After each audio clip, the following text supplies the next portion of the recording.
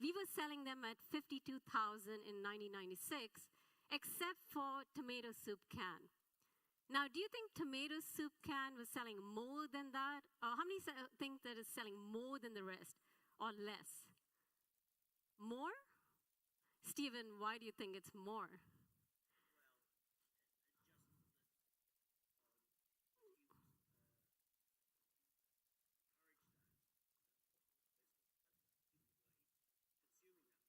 Exactly. We sold it at 75,000 because people like tomato soup can.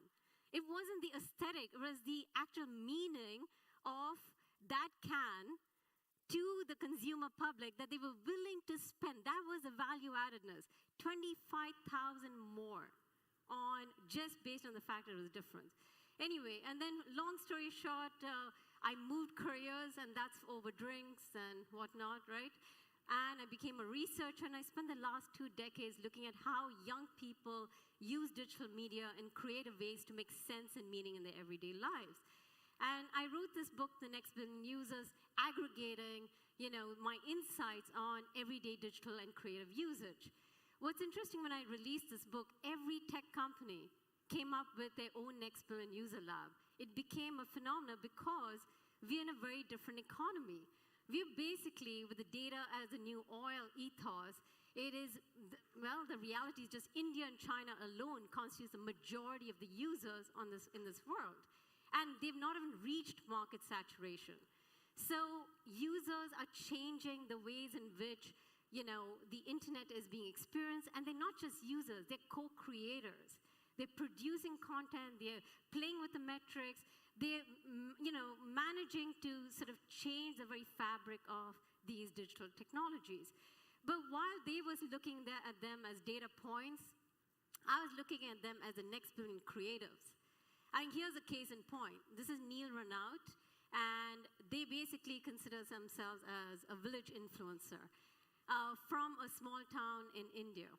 And I found this really interesting because Neil Renaud's platform and Instagram has more followers than the top fashion brands and fashion designers around the world.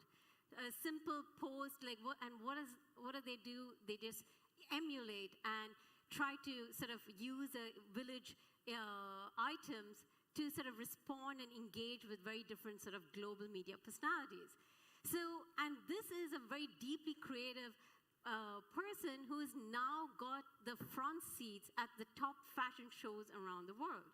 And so this is a sort of long tail effect, right? But also using creative AI in a way to generate and play with people's imagination of what constitutes as village life. Now, the creator economy is taking a further disruption, right? Because the creator economy is showing that come what may, we need to look at this segment. Even businesses are very curious about how to tackle this and how to optimize creative AI, particularly because the creative economy is outside the West, right? And that's where the money is. And you're going to see a lot of direction. But if we want to take control of it, which is not from a neoliberal capitalistic logic, we need to approach it in a different way. So there's still a very major mental block, It's much of the global South is still called like imitator nations. I mean, if you think about Carly Fiorina, just about more than about a decade ago, she was like, I've been doing business in China for decades, and I'll tell you that, yeah, the Chinese can take a test, but what they can't do is innovate. They're not terribly imaginative. I'm pretty sure nobody would be comfortable saying that right now, but they'd love to. They still believe it, though. In many ways. So the Chinese are just stealing the ideas. You see the latest FBI reports, they're just stealing everything of ours. They surely don't have their own economy. More recently, Richard Florida, who is a pioneer of creative class, was asked by Meta to come up with his latest report on the creator economy, and he adjusted it because he's been criticized heavily for his sort of classist approach. It is showing that, they're just a small group of elitist, urban, latte-sipping Gen Z. And he said, all right, fine, it's a creative middle class. But actually, majority of people are low income but upwardly mobile. And I will show you how they are actually coming online and changing the internet because this is their main space where they can experience themselves, self-actualize, express themselves. So the average Chinese spends twice the amount of time online than the average American kid, right? I mean, they are experiencing the internet more intensely. They're moving their work online because unemployment is so high that if they have to make it, they have to make it online through, cloud models, kitchen models, etc. So, including one of the more conservative reports from Silicon Valley, even acknowledged that yes, the next big trend will take place from outside the Western market. So if you want to decolonize creativity in the age of AI, we need to look at it, break it down under quality, identity, process, expression, and data. So quality, right? So you can say, okay, subjective beauty is in the eyes of the beholder, but on the other hand, people need guidance because they want to understand, they rely on gatekeepers to direct them to what constitutes as standards of beauty, right? And we know that, what do we mean when we say there's a good creative product or there's a sort of a standard global aesthetic? Can we actually agree that we all agree on something which is beautiful or ugly, right? And so this is not a new thing. If you're going to tackle it, we need to acknowledge that this has been going on for centuries. In the 17th century, a group of elite art critics, art historians, and a variety of small, but very white male elite Europeans came together to chart out how to value, say, Rubens, Rembrandt, in numerical terms, right? And they gave them a point system based on the way in which they used color, the way in which they use a brushstroke, what kind of material. Each one had a sort of weight. And through that numerical cumulative ordering, they were able to price and thereby also valorize certain artwork, which then leads into the curriculum and then becomes a normative fact, right? Why Rembrandt is more important than Rubens. And this was in the 17th century. Well, in more recent years, we have had other kinds of metrics which are being incorporated, which is, one can say, the democratization of creativity or aesthetic, or on the other hand, massification or sort of dumbing down of creativity, right? So this has always been sort of like democratization is usually also looked at as, oh my God, we are opening it up to the masses, but come what may, this is a very important metric. How people engage, whether any of these creative industries cannot afford to ignore, say, a visual piece out there which generates 1 million likes. If you are an expert and you even hate it with all your passion, but that is a rubric, you will put that in the front of the museum because it will get people in. The average age of museum goers is like 60 plus. So if they want majority of the world, they'll need to start to pander to this, and this becomes a criteria, right? When my first book, I was working, I volunteered at a little cyber cafe to understand how young people were using the internet. The internet just come to the Himalayas. And so it was very fascinating because they were given, one of the experiences was that these kids were given an assignment of Western art versus Indian art. And for Western art, they Googled it, and they got, many of them got this Chinese painter rendering a Western image of a cowboy, right? And that was considered to them as Western art. So they took that, they put that in their assignment, tagged it, and that became a fact, as a representation of Western art. So imagine now, millions of people doing that kind of tagging, clustering, especially as labelers are outsourced to the global south, right? And they are given less than 30 seconds to label things. How do you think they're going to be labeling content in these extremely rapid ways? There will be a cultural component going into this, right? Identity. We talk about I am, who is a creative worker? Do we give AI personhood here? What is a fair creative credit system? And, this art was a sort of a exemplification. How many of you have seen this image before? Okay, quite a few.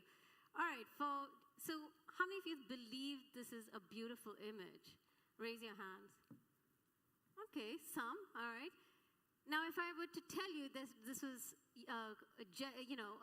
not done by a human, but it was a generated image, would you change your mind? I mean, how many of you have actually changed your mind about it and actually doesn't think it's worth as much?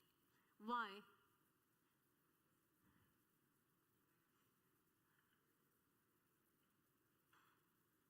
But does it not have a life of its own? So she was saying that it's manufactured, and because it's manufactured, not done through the human medium, that it devalues it, right?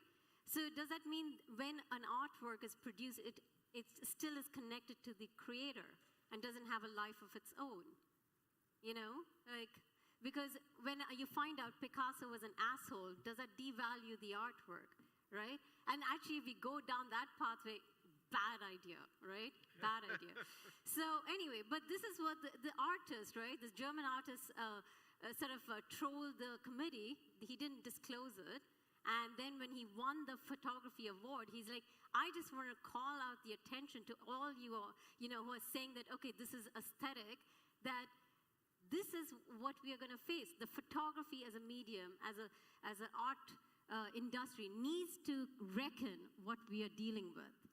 But what he did quietly under his breath also say is that he fed the machine with all of his artwork, his photographs. He really sort of curated it in a way that generated this. So there was a co-creation. It didn't just happen, right? So, I mean, this is something that is really important, is we need to understand that relationship. It's not either or, and that's going to lead us to a dead end. We need to understand the relationship between the human and the machine in a way that allows us to respect and actually amplify these technologies to create more beautiful artwork, right? The other aspect is how you consider yourself. You're right? A lot of platforms like Etsy allows you to be an individual creator because, again, they emphasize the handmade. This utopic idea that there's one person who's handcrafting this little, like, I don't know, like a sewn little handkerchief and says, this is with all my human labor, so you need to pay 10 times more, right? And when you go to the global south, would you actually consider a mass of women, a group of 20 women also doing it hand done? And if they put it online, they would be considered spammers. They are mass production, even though it's hand labor, right? So why is that mass production and, say, a woman in Portland doing this with her handkerchief and putting up on Etsy is considered an artistic output, right? And there's this differentiation based on where you're located, the idea of creativity being a very individualistic notion, and that there's no room for collective forms, which actually puts a lot of indigenous artist communities to a disadvantage. And I'd like you to reverse that thinking, because a lot of provenance and ownership issues could be really rethought if we look at indigenous cultures around the world and how they look at shared aesthetic outputs. Because much of what they do and create is not individual ownership. They put art and other kinds of media, whether it's music or aesthetic practice, out there for everybody to enjoy, and it's not patented, right?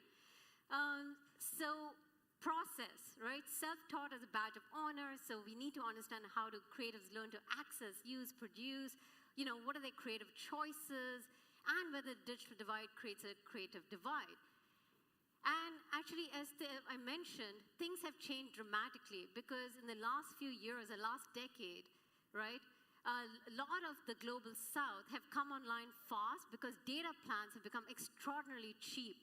So it's some of the cheapest in places like India and China, and so you're experiencing the next billion users coming online rapidly and spending a lot of time and energy. And so one of the things that is a major clash is that they love templates. Because and in the West, particularly amongst elite design professionals, they hate with a passion templates. They believe it's the end of creativity. They believe it's the end of design. It is a massification. It's crude. I mean, if you just go online and look at templates and, I don't know, Adobe or designers, and you will see anger pouring out, right? It's like, what the hell is happening? And here's the thing. Because of that, the founder of Canva, right, after hundreds of times of venture capital seeking, because she kept getting rejected, she finally got some money, and now it's the most competitive design company, and Adobe is listening. So you can be elitist all you want, but you have an economy of scale, and you have users who's like, you know what, I don't care a shit about what's original. What I want to do, and this is what our users are saying, is I want to communicate as effectively as possible. I'm really attending to the metrics. I'm attending to which content gets more attention than the others. And I'm creating content because it's about the message, it's about community building, but it's really important that there's an ethics of code, that you need to have attribution. You need to, like TikTok creators are like, damn it, TikTok, make sure that the people, or like the black TikTok creators are like, we need to be, when our content is created, you need to actually have a way, technological solution to build an attribution, right? So that's something which can create a technological fix. But one of the things that kept coming again and again when I was doing research last year for this major design company on templates is that majority of Gen Z in different contexts are saying, we like templates not because it reduces our creativity, but it frees us up to be more creative. Because it's like it's a fundamentals we don't want to worry about. We have limited time, and I want to optimize my creativity. So it's a reverse perspective. I'm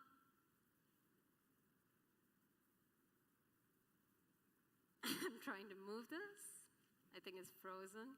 So, because finally. So life imitates expression. So one of the things is how are underrepresented, creatives and their cultures represented, and in what way can we involve them in ensuring a fair representation? So has anyone seen this, Medium? Okay, Juan, right? Anyone else? I see Juan. So this is by Jenka, who is, basically principal UX designer at Athena Health, and she came up with this prompt. She's like, imagine a time traveler journey to various times and places through the human history and showed soldiers and warriors of the period what a selfie is. So she fed it in, and she's like, this is what would have happened, right? And this is the kind of output, right? Okay, so I've shown you these three. Anyone can pinpoint what is eerily common between all three? Smiley. Smile. What about the smile? Happiness. Not natural. Ooh, yeah, interesting. What is natural? So that's very interesting, right? The notion of a smile. We believe there's something called a natural smile, but actually, smile, and that's the whole premise of this blog, is a smile is very culturally determined. So this is an American smile from year to year, and even that has changed. Americans didn't smile that much, but at a certain point in time, they started smiling year to year, and they'd make eye contact with strangers, and then, exude like happiness, right? And it was considered as a sort of signal that you can trust me. You do that in Russia, you'll probably get gunned down, So, in fact, they did a survey, and most Russians thought, oh, do not trust that person. We can see there's a big future ahead with the US and Russia. So anyway, so that's just about how smile is so culturally and contextually determined. And so this is a kind of smile, right, in Ukraine, and which is much more modest, a little more constrained. And in fact, there's entire psychology studies on just smile. And so this is even like a visual bias and elements that we don't even think about, but a pattern has been created based on the creative AI, which understood that the American smile is a normative smile, right, as a selfie aesthetic. So data, the web of trust and user control, about how can regulators shape a fair global market for creative output, right? And so there's this, I've been pitched recently on this Web 3.0, a lot of enthusiasm about it, and I get it. I think this is a, theoretically an interesting idea, right? This idea that how did we get to a point where a few companies own so much of our data? So why not, and already sitting through a session in the history of the web yesterday, emphasize that we need to give users back control of their data, go back to Tim Berners-Lee's like individual pod idea, and including having them, like every time their content is used, they automatically we can use blockchain and NFTs, etc., to ensure that they get compensated. So there are technological solutions to some degree, but I sit on the a board for the Indian government on the digital economy, and we just launched it for the next decade to come. And one of the most disturbing things of the first report we released in Feb was that on one hand, India is very ahead in innovations. They are one of the top now in patenting in the digital innovations in the world, but they also have one of the highest levels of scams, frauds, digital frauds in the world. Now that can really backfire. And this, security is always dismissed by governments because it's not sexy. It's just like the boring stuff. It's not innovation. Innovation's open, and security sounds closed, And so, but look at Mexico. They did a U-turn on fintech. They went cash in the last few years. Moreover, it was rising, and after all the scams, it has backfired, and they've started to retreat a bit. So if you're careless about this, then these beautiful ideas can actually really take a back seat even for decades to come, right? There's a project that Shatoza is leading on Finder, which is European funded, Horizon Europe funded, on how to reduce anti-discrimination in AI-enabled recruitment software. And one of the innovative projects that is part of the grant is about semi-synthetic data sets, because our team is trying to look at what if you were to hit the root of the problem. Because we know that garbage in is garbage out. So what if we were to create a data set, synthetic data sets, which would actually allow for reducing the discrimination by identifying CVs which are sort of, discriminated based on gender or, race, etc., and then modify it, right? So what if you need to populate these CVs which are very gender-driven or racial-driven, and there are many big sort of ways in which we can manipulate it and create a much more equitable data set. But there are a number of challenges. One of the, I thought, discussion which was very interesting in one of our team meetings was that what if we were to use generative AI to just like create a scale of CVs? Because this could be very tedious. Like, it is a very tedious process. We are raising, we have data donations. We need people to submit their CVs voluntarily. Also, then we have to go through it, and we have to tag what constitutes as discriminatory terms. And we're still basing it on text. And we're not even facing the much more confounding issues of audio-visual interviews on these platforms. And not to forget proxies on some, far like dubious variables like socioeconomics, right? It's not like, I'm going to discriminate based on the fact that you go to Harvard or not, or that you are a part of a rowing club or golf. All these criteria which would actually influence Wall Streeters to hire you or not, right? How do we confront these sort of biases, and how do we then, get synthetic data to understand and create patterns, right? So one of the people said that he was really concerned that it will create its own pattern, and we would not be able to actually have control over this data set then anymore. So these are the challenges we are facing in novel techniques to address chronic issues. So just to wrap up, one of the calls that I'm trying to work on, and I'm reaching out to you all. If you're interested, please reach out to me. Is inspired by the Finder project.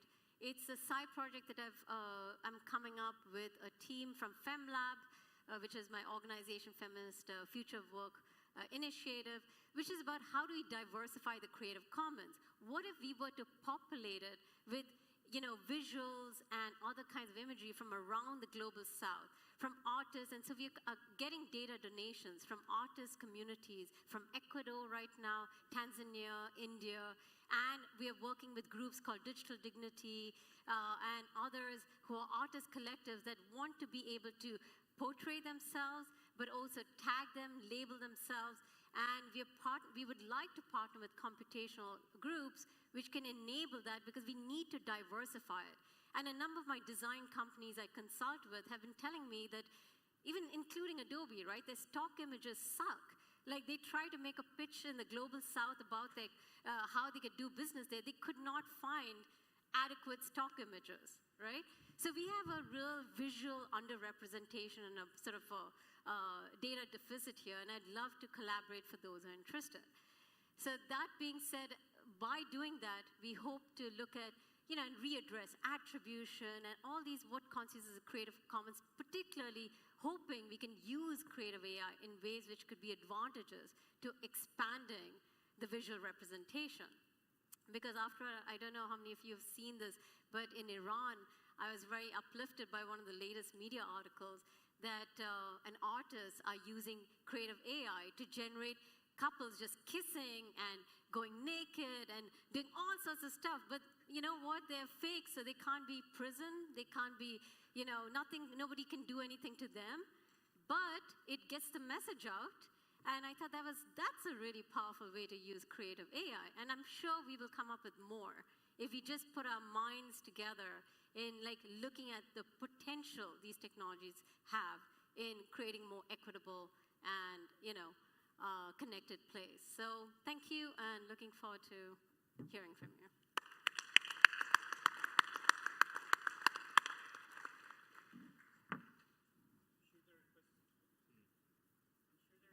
From the audience? Questions from the audience? All right.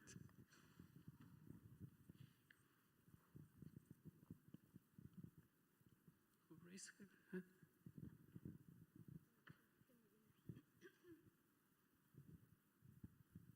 Thank you very much for this wonderful talk. I just want to ask you a question. In your opinion, what is the limit of creativity? That's an interesting question. I would actually turn about, why would you want to, why do you ask that question? Because why is it relevant? Because I'm working on AI for cybersecurity, and I'm really worried about generative AI. It has a good potential for sure, but there are some, bad things. So I'm just wondering, where are we heading to? It's a valid question. So, and the reason I asked you the question back is, when we ask questions, we need to ask ourselves, why are we really asking these questions in the first place? Always ask yourselves that. And one of the things is then think, if you translate that question, you're basically asking, what's the limit to human imagination? If I were to ask you all, would you have an answer? You'd say infinite, right? So the important thing is it's a false question, because we need to not ask these questions, but rather we need to ask that, with the premise that human imagination is infinitely, has an infinite potential, but how do we ensure that we take technologies we create that, capitalizing on the best of our human imagination for social good, right? And mitigate the harms. So we need systems which have regular auditing mechanisms. We need the boringness that contains imagination. So imagination needs to be free and out there, but we need to have institutions and people invested in reining it in. And we do. We have content moderators who are going through enormous amounts of content every day, right, at the price of their mental health. So we do have institutions. The question is not enough, definitely not independent auditing systems which will do this on a dedicated and a global scale. So absolutely, right? Hello. Where do you stand on the AI art plagiarism? Because do you think that AI is stealing from human art, or do you think it's actually adding something genuinely new and creative in its own? So it's a very important question about attribution, which is on people's concern across. So for example, some of you may know this. There was a Japanese artist, right? A very famous cartoonist, and an American who wanted to pay tribute to him fed the creative AI with his imagery, and then it generated a whole host of imagery in his style. And he said this is a homage to him. However, the artist was really pissed, because he's like, it basically disconnected it from him in a way. And then so the thing is, it comes back to, how value is redistributed.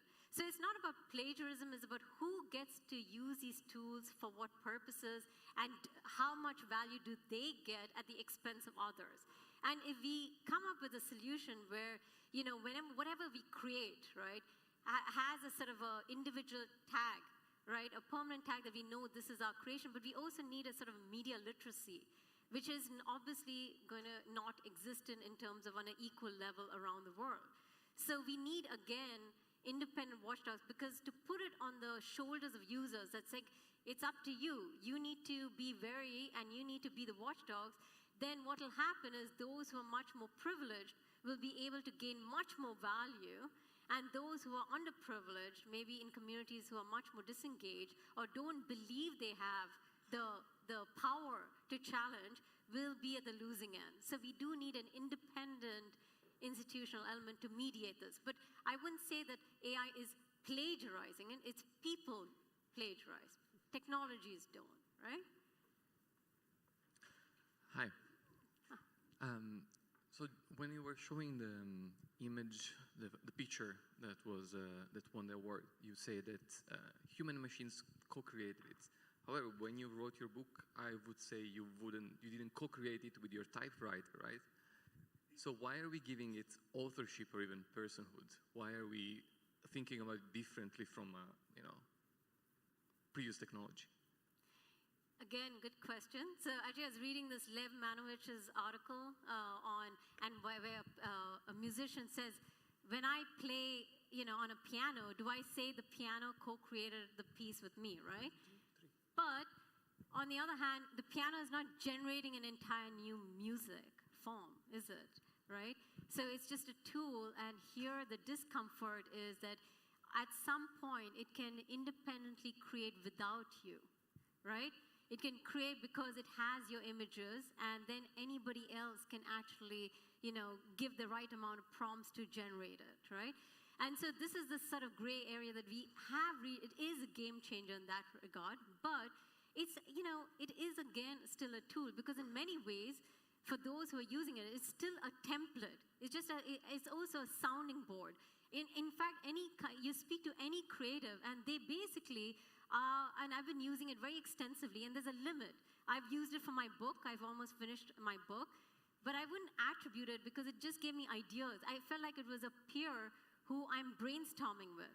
But a lot of the ideas, definitely a lot of hallucinations. They came up with references which didn't exist, but it looked really believable, and also kind of blah, like very sort of at a basic level, but it also got me thinking. Because actually what it tells you is this is how generally people think about things. And then your critical mind has to go into what's missing. That's the novelty I'm bringing to the table. Because after all, it's still resting on old data sets being fed in, right? So, people do those, say, out of transparency. They're including many now media artists are saying this has been done in collaboration with, creative AI or whatever. But it doesn't take away from the aesthetic output or the music output, at least from my side. Great talk. Thank you very much. I was wondering if you identified any attributes or any best practices to improve human-computer interaction or user interface design that can help boost creativity for humans on the flip side.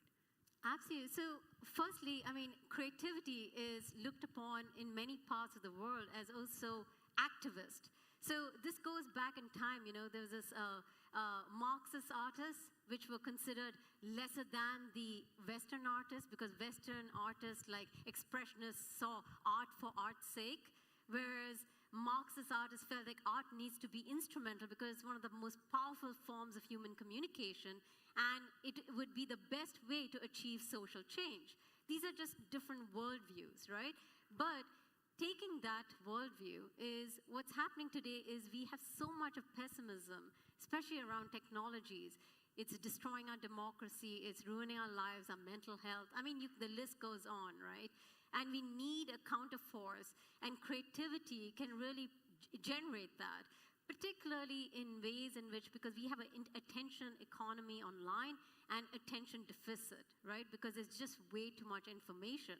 So creativity is very instrumental, and this is why I'm fighting for the global south, because when you are at the losing end, where you are in the most, risk-oriented, high-risk places because you're living in authoritarian regimes, or you're a woman in Saudi Arabia and you're in very misogynistic societies. So if you talk a majority of the world are patriarchal and authoritarian in some form or the other, in a spectrum, that you are forced to use creative means to communicate, express yourself, build solidarity, because you have to. It's not a luxury. It's not a little hobby, creative hobby. It is mandatory if you want to create social change. So I actually put my bets on that direction, right? Yeah, just a comment. Very interesting talk. Thank you. I think part of the problem is that we're using the wrong language. Like, I think we need a new language for what these systems generate. They're not creating anything. They're just generating statistics. And the fact that we're using the same words that we use for humans creates confusion. So I would propose that we find new words when a system generates an image that is not saying that it's being creative. No, it's an interesting point, because as you know, I'm not a computational person, and many of you are. And so my counterpoint to you, and this is something I'd love to actually ask you, because I know the way it actually works is that they're given numerical codes, right? And it's a math game in the end. But it's about perception. The weight of perception is even sometimes higher than the weight of reality. So people perceive it as creative, which thereby reifies it as creative. You see, so if I, as the average user, think that this is a creative tool, or it's a competitor, a creative competitor, it becomes that. If you have millions of people who think in those terms, and thereby media institutions want to communicate with those people, and they reinforce that, and other institutions and governments will speak in that language. And then here's a dangerous thing, is that your community of technologists will then be alienated, because the gap between the social groups and the technological group will widen. And today, of all times, we need to change that.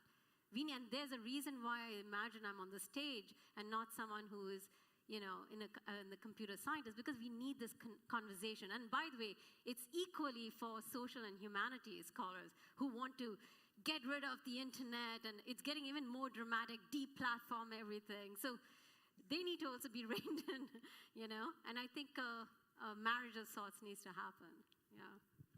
So I appreciate your talk, because you're getting us to think very differently. And so I have a comment. I appreciate your reaction. Then I have a question. So my comment is, last week I was at a conference, and a whole session on AI generated, and people were presenting this, and what was my reaction, my personal reaction, was that it felt lazy.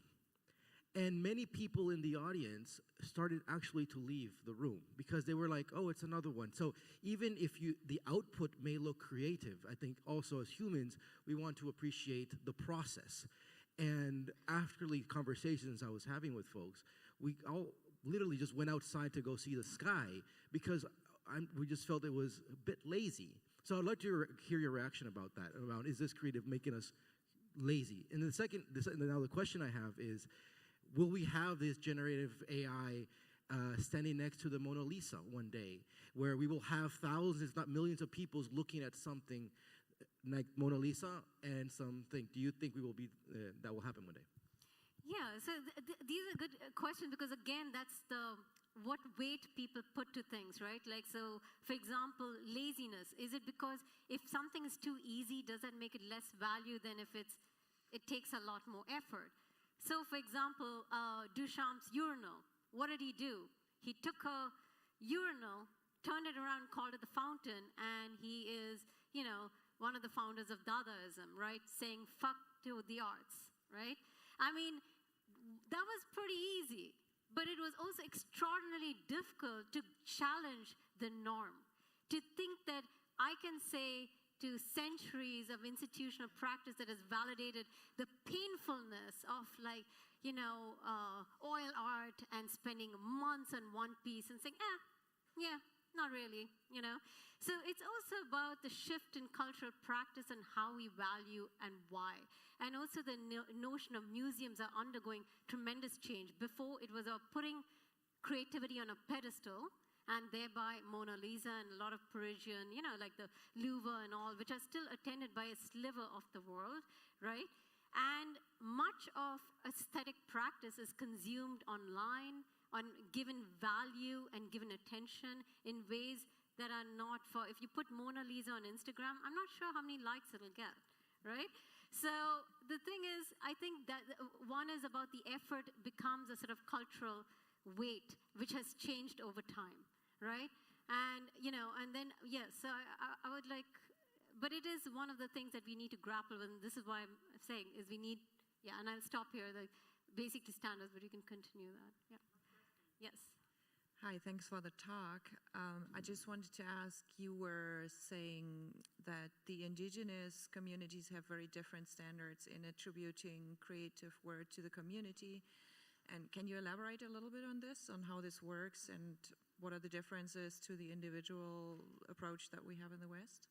Yes, absolutely. So for a couple of years now, FemLab, my organization, has been working with artisanal communities in Bangladesh, Ecuador, India. And what we found was a lot of them don't firstly describe themselves as creative. They consider themselves as preserving their culture, reproducing the culture for the next generation, sharing. A very big part of it is how do you build community through artistic practice, right? So when they create these sort of aesthetics, it's often a village. They're like, oh, this is our village style. And this goes back and this is from this indigenous community in Ecuador. And that's how we distinguish it from the other, because this is the pattern our village comes up with, right? And so, but the way it gets exploited is, so they don't intend to say, oh, this is an individual person. It's like they come up and collectively contribute to that aesthetic, and they, continue it from generation to generation, tweaking it, etc. So it's a collective ownership, but an ownership in a different sense of the term, because it's intent to be shared. Like the fashion industry, which doesn't have patenting, actually, which is interesting, right? So, but when it becomes exploitative is when, say, you are making money, say if you're a fashion designer, and these are cases that come up all the time we see in media, is that they take on what is considered free from a different culture, and they put it, and then they make a lot of money from it without, attributing it and also sharing that value. And that's when the line between fairness and unfairness gets crossed, right? So. I'm sure there is much more to discuss. Thanks for helping us broaden our view and for this very insightful discussion. And I guess you'll be around to answer more questions in case people need it. Let's thank the speaker again. Thank you very much, Payol. Thank you. Thanks for being with us.